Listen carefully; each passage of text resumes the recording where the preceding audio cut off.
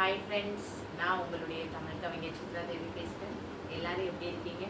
இன்றைக்கி நம்ம வீடியோவில் கவிதை தான் பார்க்க போகிறோம். கவிதையை பார்க்குறதுக்கு முன்னால் ஒரு சின்ன இன்ஃபர்மேஷன். அதாவது நம்ம நாட்டில் நிறைய தொழில்கள் இருக்குது. அப்படிப்பட்ட தொழில்களில் ஒரு உன்னதமான தொழில்னு பார்த்தா மீனவ தொழிலும் கூட. இந்த தொழிலை செய்கின்ற மீனவர்களுடைய வாழ்வு நிலை எப்படிப்பட்டது அப்படிங்கிறது தான் நான் இன்னைக்கு சொல்ல போகிறேன். அதாவது அவர்கள் தினந்தோறும் விடியற்காலையிலே மீன் பிடிக்க செல்வார்கள். அது நீண்ட தூரம் சென்று மீன் பிடிச்சிட்டு ஒரு 24 மணி நேரம் 48 மணி நேரம் கழித்து தான் கரைக்கே திரும்புவார்கள். அப்படி கரைக்கு திரும்பும் போது தான் அவர்களுடைய உயிருக்கே உத்தரவாதம் கொடுக்க முடியும்.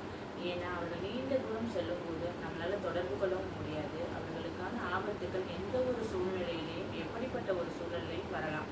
இயற்கை சீற்றங்களாக கூட இருக்கலாம், அல்லது வாகன பாதிப்புகள் எது வேணாலும் இருக்கலாம்.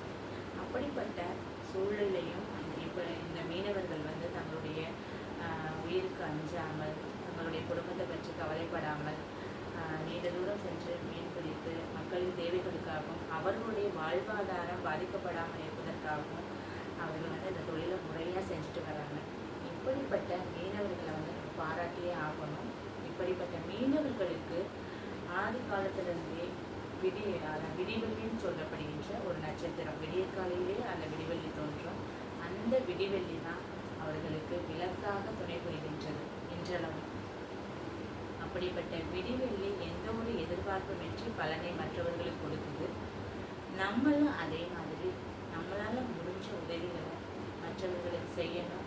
ஒரு முயற்சி குரலாகவும் ஒரு வழிகாட்டியாகவும் இருந்தோம்னா அதன் மூலம் நமக்கும் நன்மைகள் கிடைக்கும், நம்ம வழிநடத்துபவர்களுக்கும் நன்மைகள் கிடைக்கும். ஓகே ஃப்ரெண்ட்ஸ், இன்றைய கவிதையின் தலைப்பு என்னன்னு கண்டுபிடிச்சிட்டிங்களா? நட்சத்திரம் தான். வாங்க கவிதைக்குள்ளே போகலாம். கவிதையை பார்க்குறதுக்கு முன்னால் என்னோட சேனலை சப்ஸ்கிரைப் பண்ணலைன்னா சப்ஸ்கிரைப் பண்ணுங்கள். மேலே இருக்க பெல் ஐக்கானையும் ப்ரெஸ் பண்ணுங்கள். அப்போ தான் நான் போடுற கவிதைகள் எல்லாம் நோட்டிஃபிகேஷனில் வரும். சூடா பூக்கள் நட்சத்திரம். 8 திசை வரைக்கும் எட்டிச் செல்லும் நட்சத்திரம். 8 திசை வரைக்கும் எட்டிச் செல்லும் நட்சத்திரம். ஏழை பணக்காரனையும் எட்டி பார்க்கச் செய்யும் நட்சத்திரம். ஏழை பணக்காரனையும் எட்டி பார்க்கச் செய்யும் நட்சத்திரம். நள்ளிரவும் நடுப்பகலாகும். நள்ளிரவும் நடுப்பகலாகும். நடப்பாரையும் வழி நடத்தும். நடப்பாரையும் வழி நடத்தும். கொட்டும் மலையிலையும் குளிர்ந்து ஒளியூட்டும். கொட்டும் மலையிலையும் குளிர்ந்து ஒளியூட்டும். விட்டில் பூச்சியாய் விண்ணில் வலம் வரும். விட்டில் பூச்சியாய் விண்ணில் வலம் வரும். விளக்கில்லா நேரத்திலும் வீதியிலே விளக்கேற்றும். விளக்கில்லா நேரத்திலும் வீதியிலே விளக்கேற்றும். மட்டுமென்று சொன்னாலும் மாளாத மல்லிகையாய் பூத்திருக்கும். மட்டுமென்று சொன்னாலும் மாளாத மல்லிகையாய் பூத்திருக்கும். கண்ணு வலிக்காமல் கால்போற திசையிலேயே வழிகாட்டும். கண்ணு வலிக்காமல் கால்போற திசையிலேயே வழிகாட்டும். பட்டி தொட்டி என்று பாகுபாடு பாரா நட்சத்திரம். பட்டி தொட்டி என்று பாகுபாடு பாரா நட்சத்திரம். பகுமானம் இல்லாமல் பம்பரமாய் சுற்றி வரும். பகுமானம் இல்லாமல் பம்பரமாய் சுற்றி வரும். மண்ணில் பிறந்த மழலையாய் அடம்பிடிக்கும்.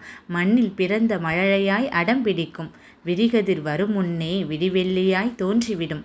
விரிகதிர் வரும் முன்னே விடிவெள்ளியாய் தோன்றிவிடும். சேவல் கூவ முன்ன. சேவல் கூவ முன்ன. Thank you friends.